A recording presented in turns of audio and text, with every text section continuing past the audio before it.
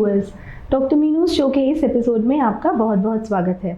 दोस्तों, alternative medicine या alternative therapies की जब हम बात करते हैं तो कहीं ना कहीं हमारे मन को बहुत सुकून मिलता है, खासकर तब जब हम कोई एलोपैथी ट्रीटमेंट लंबे टाइम से ले रहे हैं और हमें डिज़ायर्ड रिज़ल्ट नहीं मिलता। तब अगर हम कुछ ऑल्टरनेटिव ट्राई करते हैं तो उसमें वाकई ही रिज़ल्ट भी मिलता है। तो आज इस शो के माध्यम से मैं आपको ऐसे ही कुछ कंसल्टेंट से मिलवाने वाली हूँ जो कि ऑल्टरनेटिव मेडिसिन और ऑल्टरनेटिव थेरेपीज़ में डील करते हैं। तो सबसे पहले मिलते हैं एक एमडी होम्योपैथी से, doctor Mukta Mala. Welcome to the show ma'am. Thank you Meenu for inviting me on this wonderful show. तो सबसे पहले मैम आप अपनी जर्नी के बारे में थोड़ा सा बताएं। जी, देखिए, मैंने होम्योपैथी में एमडी करने के बाद सेंट्रल काउंसिल ऑफ होम्योपैथी, जो कि इसकी रेगुलेटरी बॉडी है होम्योपैथी की, कुछ टाइम वहाँ पे काम किया। उसके अलावा नेशनल कमीशन ऑफ होम्योपैथी, वहाँ पे काम किया, और इसके साथ साथ मैं अपनी होम्योपैथिक प्रैक्टिस कर रही हूँ। वंडरफुल मैम, अक्सर देखा जाता है जब लोग एलोपैथी से परेशान हो जाते हैं या कोई भी एक ट्रीटमेंट चल रहा होता है और सोचते हैं कि इसमें थोड़ा सा एक मोनोटनी को ब्रेक करें और कुछ और नया ट्राई करें, तो होम्योपैथी का नाम सुनते ही उनको लगता है कि रिजल्ट्स बहुत स्लो आएंगे।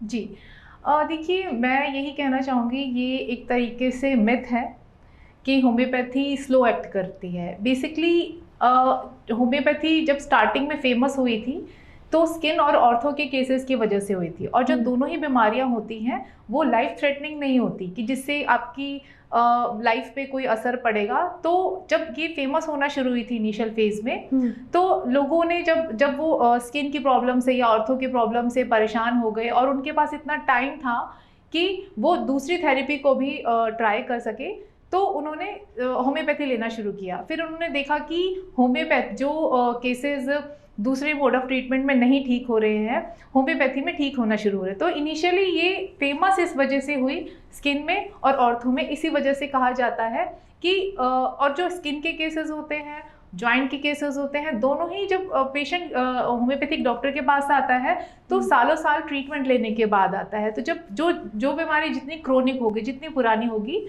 उसमें उतना टाइम लगेगा। इस वजह से एक तरीके से ये मिथ है कि होम्योपैथी स्लो एक्ट करती है। अगर आप कोई एक्यूट, जैसे आप राइनाइटिस का कोई केस है, एलर्जिक राइनाइटिस का केस है या कॉमन कोल्ड है, उसमें पेशेंट आता है तो सेम डे रिलीफ मिलना शुरू हो जाता है पेशेंट को।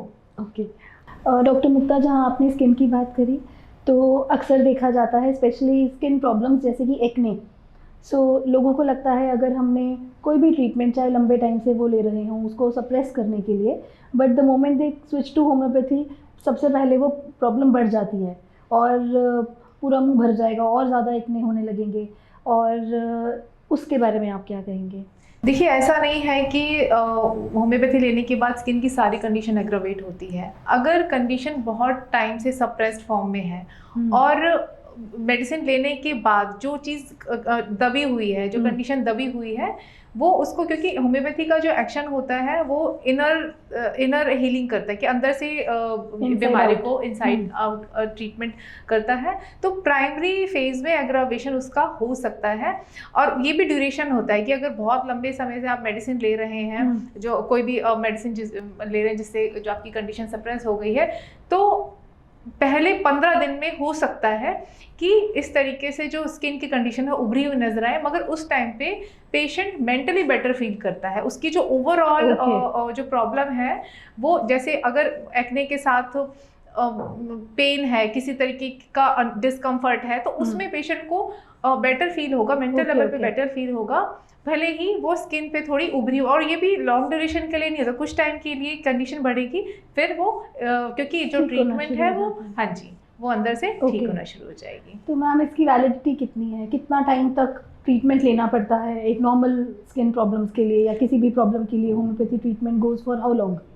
देखिए, ये जो आपका सवाल है ये डिपेंड करता है कि किस टाइप की बीमारी है, क्या उसकी डेफनेस है। अगर मान लीजिए नॉर्मल एलर्जी का केस है जो कि मौसम चेंज होने पे होता है, हम्म। और उसका ऑनसेट बहुत ज़्यादा नहीं, मतलब लॉन्ग ड्यूरेशन के लिए नहीं है। जो उसका जो कंडीशन अभी 2 या 3 दिन पहले शुरू हुई है, तो इसमें सेम डे आराम मिलना शुरू हो जाएगा। ओके। बट कुछ स्किन की प्रॉब्लम, जैसे आप एक्जिमा समझ लीजिए या सोरियासिस समझ लीजिए, जी। तो इसमें 2 से 3 साल तक भी लग सकते हैं। और इसमें ओके। ये भी डिपेंड करता है कि पेशेंट की खुद की इम्यूनिटी कैसी है, मेंटेनिंग कॉज क्या है। जैसे कुछ चीज़ों का परहेज करना पड़ता है दवाइयों के साथ, या दवाई नहीं भी ले रहे हैं, मान लीजिए कोई पर्टिकुलर पेशेंट है, उसको स्किन की प्रॉब्लम है, वो दवाई नहीं भी ले रहा है, उसकी जो कंडीशन है वो ऑन एंड ऑफ करके इंटरमिटेंट करके कभी घट रही है बढ़ रही है, तो कहीं ना जी। कहीं मेंटेनिंग कॉज है। जैसे क्योंकि ये जो एक्जिमा की प्रॉब्लम की अगर हम बात करते हैं तो एक एलर्जी की प्रॉब्लम है। जी।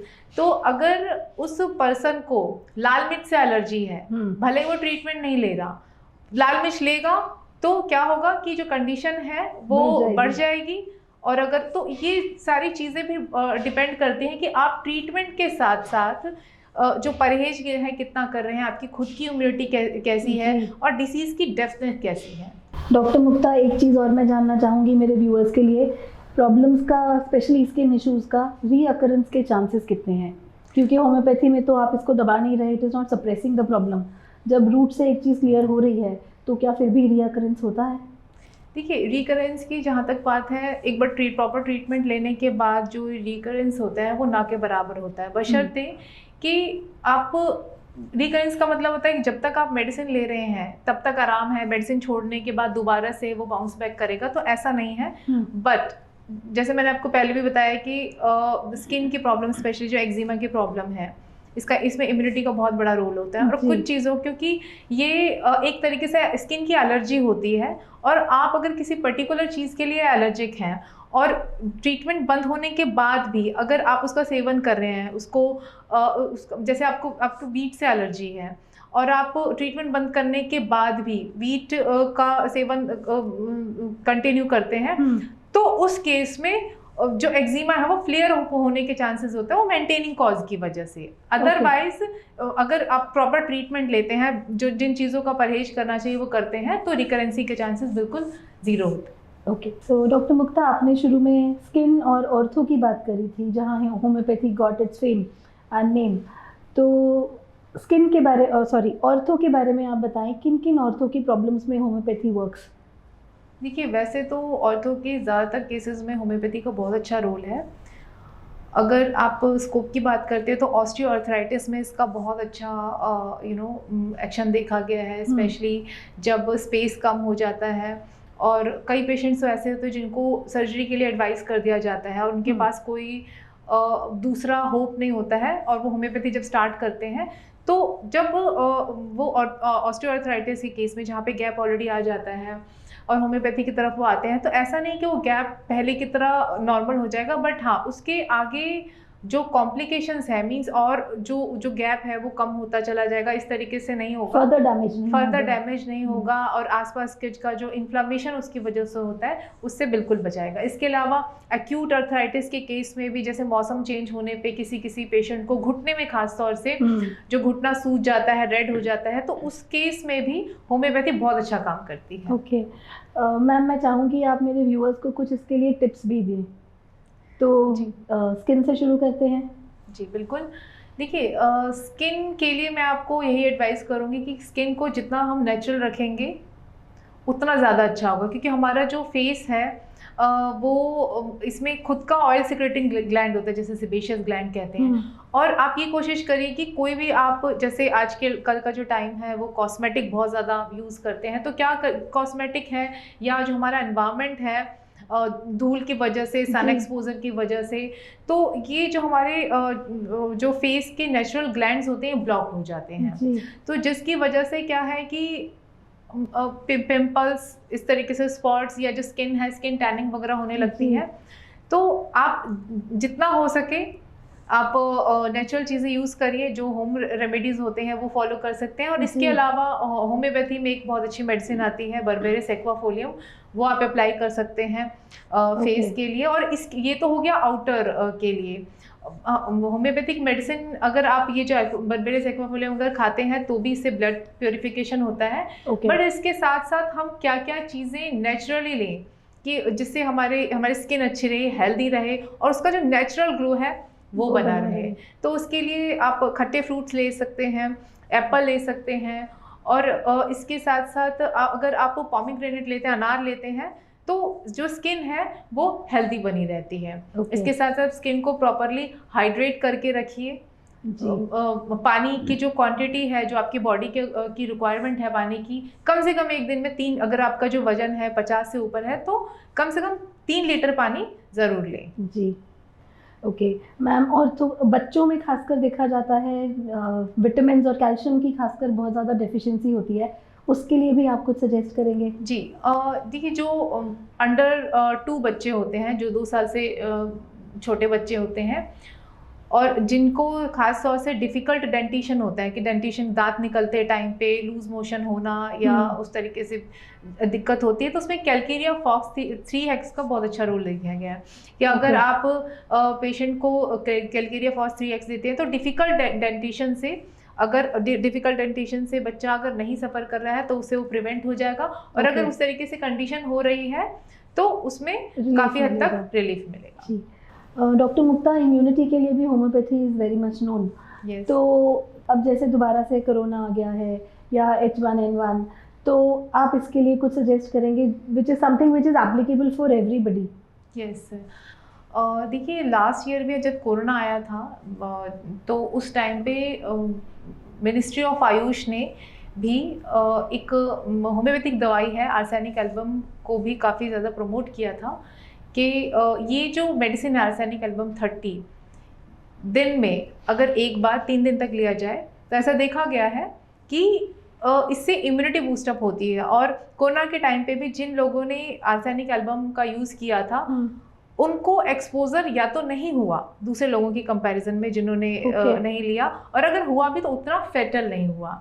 तो ये तो हो गई होम्योपैथिक दवाई की बात।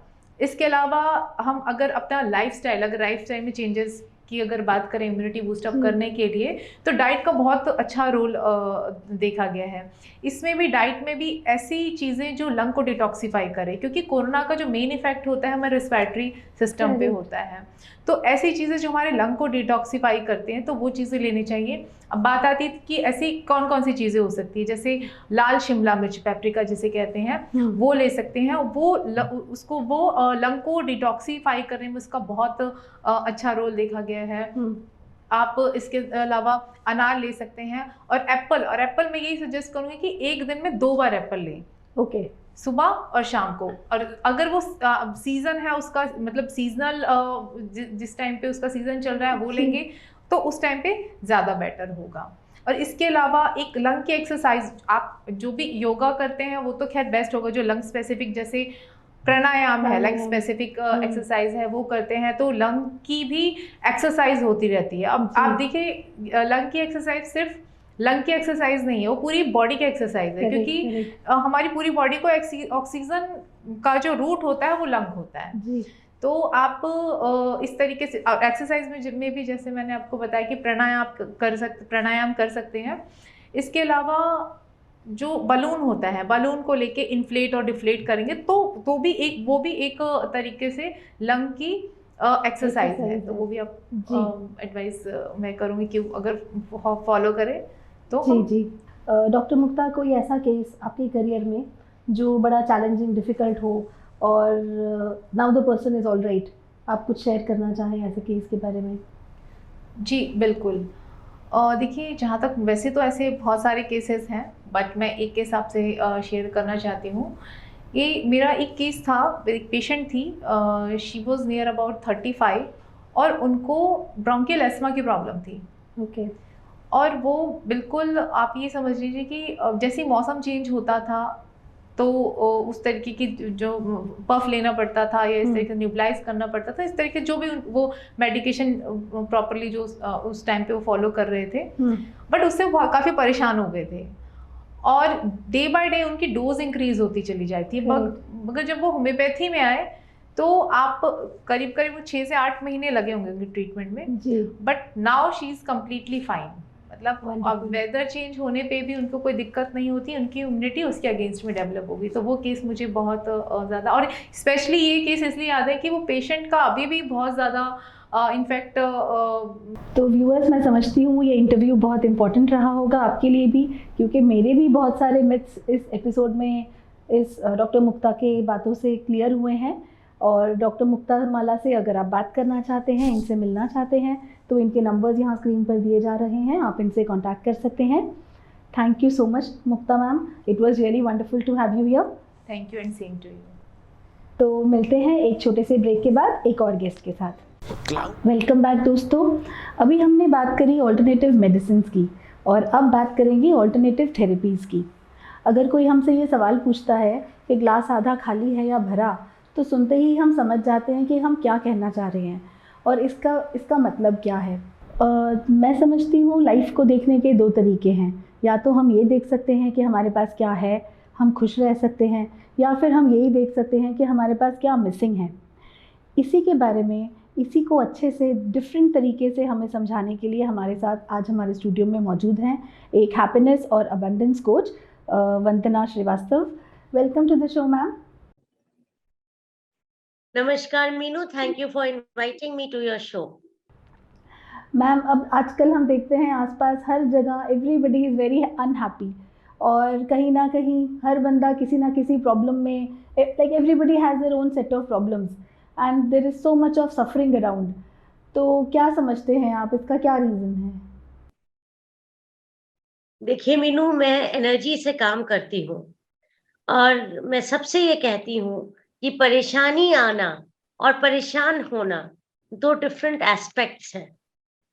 परेशानियां एक सिचुएशन है और परेशान होना आपका रिस्पॉन्स है उस सिचुएशन को लेकर। आजकल आप चारों तरफ बहुत सफरिंग देखते हैं क्योंकि हमें अपनी सिचुएशंस को सही तरीके से रिस्पॉन्स नहीं करते हैं, हम रिएक्ट करते हैं।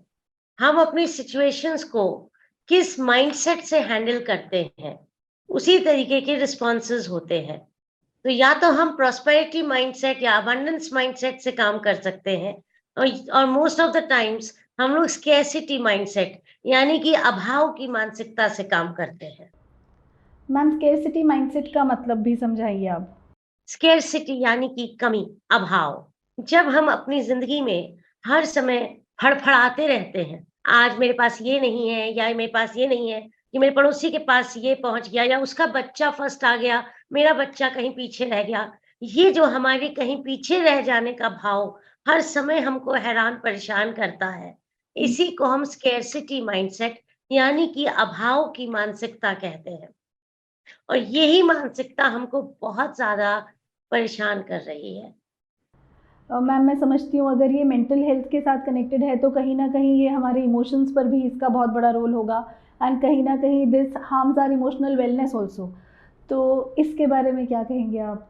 देखिए, इमोशन क्या होता है? Energy in motion. जो फीलिंग्स होती हैं वही हमारे भाव के रूप में हमें दिखती हैं, तो उसको हम इमोशन बोलते हैं। अभी मैंने आपसे कहा अभाव। अभाव मतलब भावना ही नहीं है, भाव नहीं है। अभाव से स्वभाव, स्वभाव से प्रभाव। अब अगर हम हर समय इस भाव में बैठे हैं कि हमारे पास किसी न किसी चीज की कमी है, तो ऑब्वियस है कि हमारी इमोशनल स्टेट बैलेंस्ड नहीं रहती। हमारा जो कनेक्शन खुदा से है, खुद से खुदा, वो बेसिक कनेक्शन ही ब्रेक होने लगता है। हमारा जो रिश्ते हैं, हमारा जो प्रेम है, हमारा जो आपसी मोहब्बत है, उसमें भी हमें कहीं ना कहीं कमी नजर आती है, क्योंकि हमारी मानसिकता ही कमी देखने की हो गई है। तो हम कई बार लोगों से कहते सुनते हैं कि लोग मदर्स कहती हैं बच्चे मेरी बात नहीं सुनते, या मेरी हस्बैंड मेरी बात नहीं सुनते, या ऑफिस बैकग्राउंड में मेरे एम्प्लॉइज नहीं सुनते। तो बाहर क्या हो रहा है उसके लिए पहले नजर डालने की जरूरत है कि हमारे अंदर क्या चल रहा है। तो मैम अगर इस तरीके का माइंडसेट हमारा होगा तो definitely there is a continuous thought movement in the mind और इट इज़ ऑलवेज नेगेटिव। तो क्या इन थॉट्स का हमारे फिजिकल बॉडी पे, फिजिकल हेल्थ पर भी कोई इम्पैक्ट होता है? हमें ये समझना होता है मीनू जी कि ये विचार हमारे पास आते कहाँ से हैं। हमें दिखते कहीं नहीं है, फिर भी वो आते रहते हैं। There is a constant flow of thoughts. ये थॉट्स हमारे सबकॉन्शियस माइंड के बिलीफ सिस्टम से निकल निकल के आते रहते हैं। अगर हमको किसी ने कह दिया है कि काली बिल्ली रास्ता काटेगी तो कुछ हो जाएगा, तो ये हमारे बिलीफ सिस्टम में है। अब उसके बाद काली बिल्ली काटेगी तो हम बहुत घबरा जाएंगे और हम एंटिसिपेट करने लगेंगे कि अब हमारे जीवन में कुछ बुरा होने वाला है, और हम उसको इतना एंटिसिपेट करते हैं, इतनी एनर्जी देते हैं कि सचमुच कुछ बुरा हो जाता है, और फिर हम उसको तुरंत लिंक कर देते हैं कि देखो काली बिल्ली ने रास्ता काटा।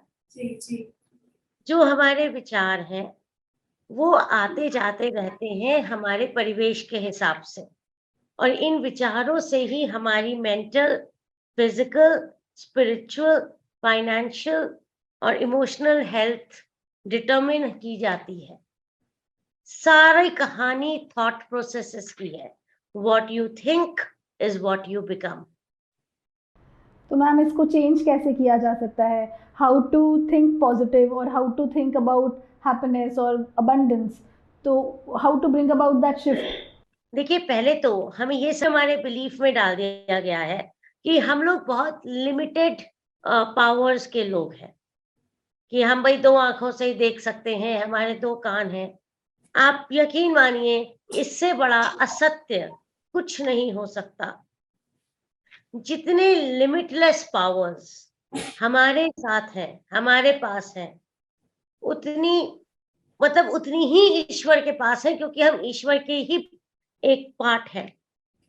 पर क्योंकि हमको लिमिटेशंस सिखा दी गई हैं स्कूल के टाइम से, तो हम उसी बिलीफ में जीते रहते हैं कि हमारे पास थोड़ा है। और जैसे जैसे आपकी स्पिरिचुअल जर्नी, स्पिरिचुअल अपग्रेडेशन होती है, आप जितना अपने आप को ईश्वर के करीब पाते हैं, आप अपनी अंदर की जर्नी में जाते हैं, अंदर के ब्रह्मांड में जाते हैं, आप पाएंगे that you have so much abundance he abundance है। आपको ईश्वर कभी भी कमी में नहीं रखेगा, क्योंकि वो आपका माता या पिता है। कोई माँ बाप क्या अपने बच्चे को परेशान कर सकता है? जब आपको ऊपर वाले पे विश्वास नहीं होता है, आपको तभी लगता है कि आपके जीवन में कहीं कुछ लैकिंग है या अभाव है। जब आपको उसके ऊपर फेथ आ जाता है, तो आपका ये फियर अपने आप चला जाता है। और जब ये फियर चला जाता है, तो धीरे धीरे आपकी जिंदगी अबंडेंस की ओर अपने आप स्वतः बढ़ने लगती है। And it is a transformation that takes place. For this we need teachers, we need mentors. कोई चाहिए जो आपका हाथ पकड़ के आपको उस दलदल से बाहर खींच दे। तो मैम क्या ऐसा भी पॉसिबल है कि जो हम चाहें, जो हमारे ड्रीम्स हैं, हम सब कुछ पा सकते हैं या कुछ भी पा सकते हैं? Is it possible? कितना सुंदर सवाल पूछ लिया मीनू जी आपने। यही तो लॉ ऑफ अट्रैक्शन और अबंडेंस है। ये तो यूनिवर्स का लॉ है कि जो कुछ भी आपकी इच्छा है, वो ईश्वर पहले से आपको देने के लिए बैठे हैं। आप मैनिफेस्टेशन इसी का एक भाग होता है कि you can manifest anything you want. वो विचार, वो सपना आपकी ही आंखों में क्यों आया, किसी और की आंखों में क्यों नहीं आया? Meenu, this is the law of the universe, आकर्षण का सिद्धांत, अबंडेंस, कि आप एक अनलिमिटेड सोर्स हैं। You are the spark of the divine. आप कुछ भी जो चाहें, आप अपना ऐसे सिर्फ इंस्ट्रक्शंस दे सकते हैं, आपको सब मिल जाएगा। बट एक बहुत बड़ा क्वेश्चन है, are you willing to receive? बचपन से हमारे बिलीफ सिस्टम में ये होता है कि हम डिजर्विंग नहीं फील करते अपने आप को। कभी ना कभी किसी माँ ने, किसी टीचर ने ये कह रखा है that you are useless, you are stupid, you do not deserve this. ये इनमें से कौन सी चीज आपके अंदर गांठ बन के बन जाती है कि हम आती हुई चीजों को रिसीव करने के बजाय रिजेक्ट कर देते हैं. So we have to become more receiving. This universe has got abundance. It has got everything for you.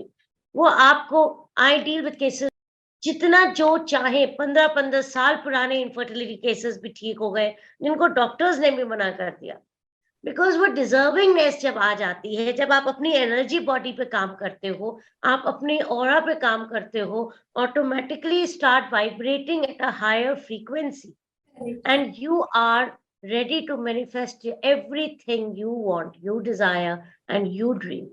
तो मैम एक क्वेश्चन पूछना चाहूँगी मैं आपसे यहाँ, हमारे इन थॉट्स से पॉजिटिव और नेगेटिव व्हाटएवर हमारे फिजिकल बॉडी पे इसका क्या इम्पैक्ट होता है? बिल्कुल मीनू, जो भी हमारे विचार होते हैं, जो भी हमारी एनर्जीज होती हैं, उनसे हमारी फिजिकल बॉडी पे बहुत ज्यादा इम्पैक्ट पड़ता है.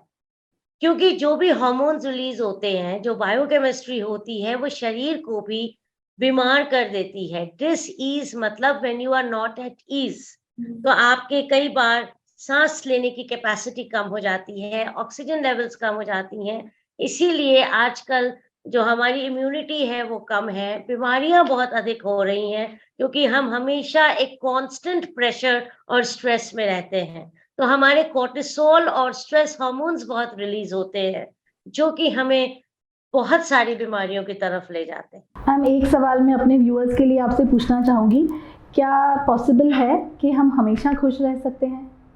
मीनू, खुशी, happiness is a state of mind, और वो खुशी हमें हर समय तब मिल सकती है जब हम एक बहुत ग्रेट एटीट्यूड पे रहें, जो कि है ग्रैटिट्यूड. जो हमारे पास प्राप्त है वो पर्याप्त है, और जो पर्याप्त है वो प्राप्त है. अगर हम आभार की स्थिति में रहेंगे तो अभाव की स्थिति कभी नहीं आएगी, और हम हमेशा पूर्णता में रहेंगे, परफेक्शन में रहेंगे, हैप्पीनेस में रहेंगे, जैसे कि ईश्वर ने चाहा है कि हम उसके बच्चे इस दुनिया में रहें.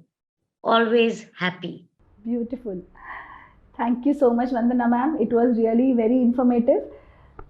Wonderful to have you here. Thank you. Thank you so much, and thank you to all the viewers for watching. तो व्यूअर्स, अगर आप वंदना मैम से बात करना चाहते हैं, इनसे मिलना चाहते हैं, तो इनके नंबर्स यहाँ स्क्रीन पर दिए जा रहे हैं, आप इनसे कनेक्ट कर सकते हैं. और अगले हफ्ते फिर मिलेंगे और इंटरेस्टिंग पर्सनालिटीज़ के साथ. जुड़े रहिए.